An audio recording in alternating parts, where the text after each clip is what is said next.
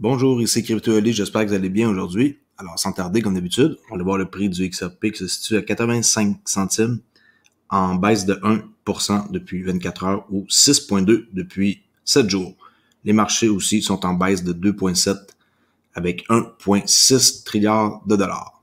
Gaz d'Ethereum 10 WEI, qui est plutôt bas comparé à ce qu'on est habitué de voir. Bitcoin dominance 43,7. Fiat Leak, une petite remontée légère du XRP, mais le range est toujours plutôt minuscule entre 82 et 87 centimes.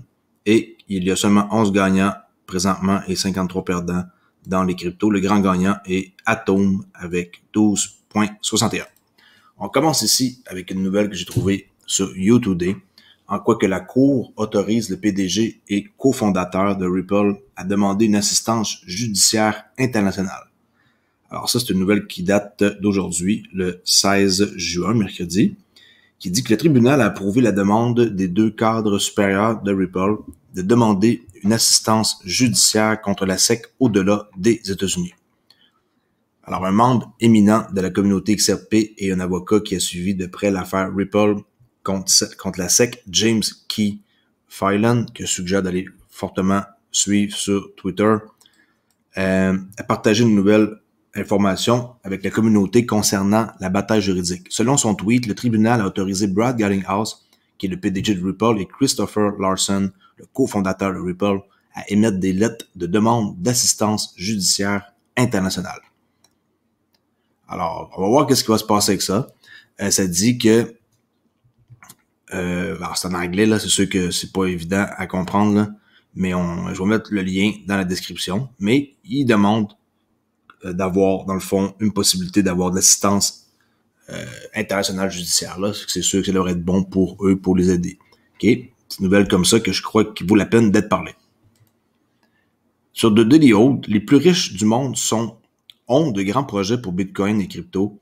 Le meilleur analyste, Tyler Swope, qui en parle ici, qui dit que les personnes les plus riches du monde ont de grands projets et que, dans une nouvelle vidéo, l'hôte de Chico Crypto jette un coup d'œil à BlackRock, qui est vraiment immensément gros, okay, et de loin le plus grand gestionnaire d'actifs au monde avec 8,76 billions de dollars d'actifs sous gestion et leur récent mouvement dans l'industrie de la crypto. Selon Swope, l'adoption par BlackRock de l'espace crypto est un signe que de grandes choses pourraient arriver sur les marchés. Là, ici, on voit que, en cotation, pourquoi cette course de taureau doit-elle continuer? Eh bien, il y a une vague de Bitcoin alimentée par certaines des personnes les plus riches du monde et certaines des positions les plus puissantes, des personnes qui gèrent le plus d'argent dans le monde, des milliards à ceux qui prennent des décisions sur la délicate scène mondiale. Alors, l'analyste prend note que des commentaires du directeur des investissements de BlackRock, Rick Ryder, qui a révélé que le géant financier avait barboté dans Bitcoin et que le Bitcoin avait évolué à un point où il devenait une partie acceptable de son portefeuille. OK? Il y a un portefeuille que je vous dis qui est de 8,76 billions de dollars. Alors, si BlackRock sont en train de s'en aller dans la crypto, on devrait les écouter parler. Là, ici, une entrevue, là, mais je vais pas vous la montrer, qui est en anglais. Puis, BlackRock à suivre. Ici, sur U-Today toujours, la consommation d'énergie verte de Bitcoin dépasse désormais 50%. Ça, je suis surpris, là. Je penserais pas, là. Je sais pas pourquoi que la nouvelle parle de ça. C'est pas près d'arriver tout de suite. Alors, Tesla reprendrait-il les paiements? Parce qu'on sait que Elon Musk a parlé que si Bitcoin devenait 50% vert, ben, qu'elle allait recommencer à utiliser Bitcoin pour acheter des Tesla. Ben pour nous, là. Alors, l'un des mineurs chinois les plus influents affirme que l'exploitation minière de Bitcoin est déjà principalement verte. Jiang Zhuo, PDG du pool miner BTC.top, a tweeté que la consommation d'énergie propre des mineurs de Bitcoin dépasse déjà 50%. Honnêtement, je comprends pas, là. Il y a personne qui en a parlé, puis là, du jour au lendemain, ils sont en train d'en discuter, puis que c'est déjà rendu 50%, c'est bizarre. Alors, Zhuo affirme que les installations minières situées dans le Xinjiang, le Qinghai et la Mongolie intérieure ont été fermées en raison de la répression en cours du gouvernement contre l'industrie. Seules les fermes minières hydroélectriques situées dans le Sichuan ont jusqu'à présent réussi à rester indemnes selon le données mineur. Puis, tel que rapporté par U2D, le PDG de Tesla, Elon Musk, a récemment tweeté que la principale entreprise de voitures électriques recommencerait à accepter le Bitcoin si les mineurs atteignaient le seuil de 50%. Bon, je sais pas comment on fait pour savoir ça, là. S'il y en a un qui est capable de me dire comment faire pour savoir que le Bitcoin maintenant est 50% vert, ben, dites-moi comment faire parce que j'ai cherché et je ne trouve pas. Cependant, on ne sait pas quelle source de données Tesla utilisera pour vérifier le caractère écologique. Et voilà. Même eux autres, ils savent même pas quelle source de données ils vont utiliser, là. Puis moi j'ai checké puis je comprends pas non plus comment est-ce que c'est possible. Alors pas pourquoi que le plus gros pôle ici en Chine, BTC.top, mentionne ça que c'est déjà 50% vert là. Fait que s'il y en a qui savent comment faire, ben faites-moi le savoir, mais je doute fort de cette nouvelle-là. D'anciens responsables de PayPal qui lancent un réseau de paiement transfrontalier pour rivaliser contre devinez qui? Swift. Yes, mes amis, Swift, ils vont avoir de la concurrence bientôt. Alors, d'anciens employés de PayPal lancent un nouveau réseau de paiement transfrontalier. L'objectif est de mettre à niveau et de remplacer le système Swift actuel de transferts internationaux. Les transferts Swift peuvent actuellement prendre des jours, alors que le système Rapid, que ça va s'appeler, serait instantané.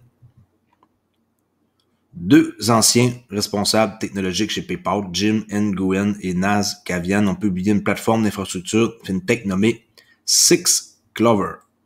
La plateforme vise à offrir une meilleure intégration et à permettre des paiements en temps réel. Et ça va être sur quelle blockchain? Algo.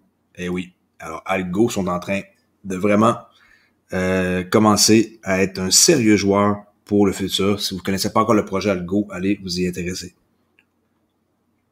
Sinon, ben, il parle ici que la blockchain Algo permettra au système rapide de donner aux entreprises la possibilité de se connecter à l'écosystème DeFi et de faciliter les transactions transfrontalières. Alors, DeFi, encore une fois, si vous n'êtes pas dans la finance décentralisée et que vous ne connaissez pas Flare Network et Flare Finance qui vont, dans le fond, intégrer leur application sur Flare Network, je conseille fortement de vous y intéresser aussi parce que moi, je suis avec la OneChain et Zookeeper. Je vais être avec Flare Network, Flare Finance et je crois que ça devrait être pas pire, là, ces 2 endroits-là pour essayer de faire de quoi avec un certain montant de mon investissement.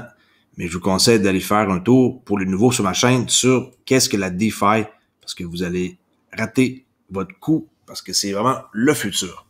Okay? La finance décentralisée. Et regardez bien la vitesse que ça peut aller.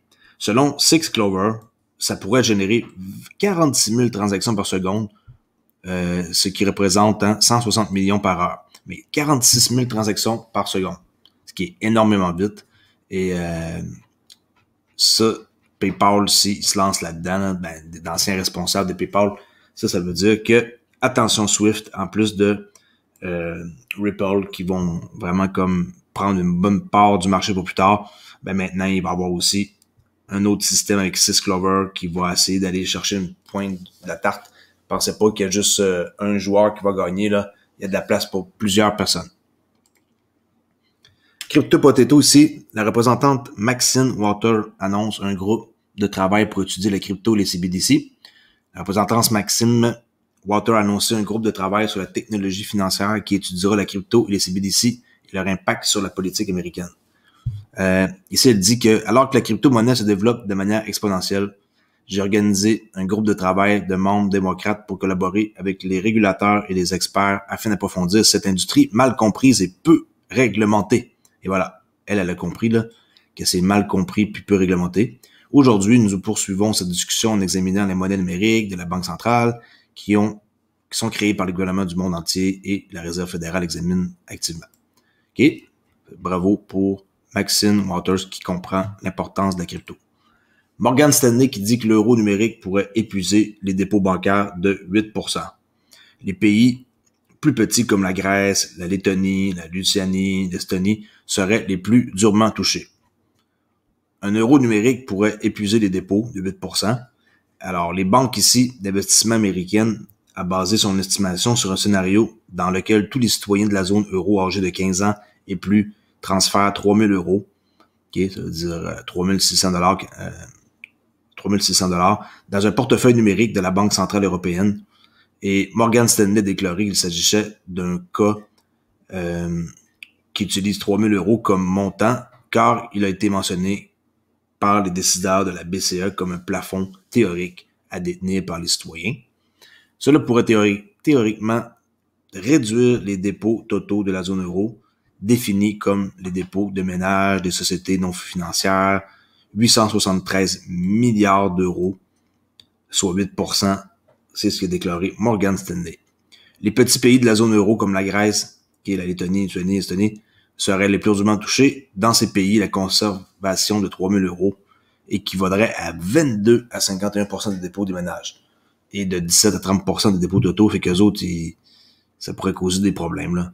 Alors, à suivre pour voir, mais c'est vrai que c'est plutôt inquiétant pour ce genre de pays-là, la Grèce, Lettonie, Estonie, qui, oui, ils seraient touchés si l'euro numérique pourrait comme venir déranger pour les dépôts bancaires, là. À voir. Steve Hanke qui prévient que le Bitcoin pourrait s'effondrer complètement, pourrait faire effondrer complètement l'économie du Salvador. Alors, Steve Hanke a critiqué l'adoption du Bitcoin par le Salvador comme monnaie légale et s'est demandé comment le Bitcoin fonctionnerait dans les transactions quotidiennes. Steve Hanke, professeur d'économie appliquée à l'université Johns Hopkins, a averti que l'adoption récente par le Salvador de Bitcoin comme monnaie légale a le potentiel de faire complètement effondrer l'économie. Steve Hanke a été économiste principal sous l'administration du président Ronald Reagan en 81-82. Hanke a précédemment décrit le Bitcoin comme un actif spéculatif avec une valeur fondamentale à 2 zéros. Et en avril, l'homme de 78 ans a tweeté « Les crypto-monnaies sont l'avenir de l'argent, Bitcoin ne l'est pas ». S'adressant mardi aux fournisseurs d'informations financières en continu Kitco News, le professeur d'université a noté que les détenteurs de Bitcoin de régions telles que la Russie et la Chine pourraient désormais cibler le El Salvador pour encaisser leurs avoirs, vidant essentiellement le pays de ses dollars américains. On voit en cotation ici, ça dit que cela a le potentiel d'effondrer l'économie parce que tous les dollars au Salvador pourraient être aspirés et il n'y aura pas d'argent, il n'y aurait plus d'argent dans le pays, étant donné qu'ils n'ont pas de monnaie nationale. Alors ouais, c'est quand même assez inquiétant de voir ça. Les gens, ils trouvent ça cool hein, qu'ils aient maintenant le Bitcoin comme monnaie légale, mais effectivement, c'est un peu bizarre. Puis les gens, ils s'en parlent pas. Puis là, ben ici, je trouve que c'est bon là que le professeur ici, qui a quand même, on s'entend pas mal d'expérience, là, 78 ans, là, que c'est pas n'importe qui, là, que ça pourrait comme s'effondrer leur système. OK, alors pour aujourd'hui, c'est tout. Je vais m'arrêter là. Si vous êtes nouveau sur ma chaîne, abonnez-vous, CryptoOli. Sinon, j'ai une page Twitter à Olivier_XRP. Je vous dis à la prochaine vidéo. Faites attention à vous. Au revoir.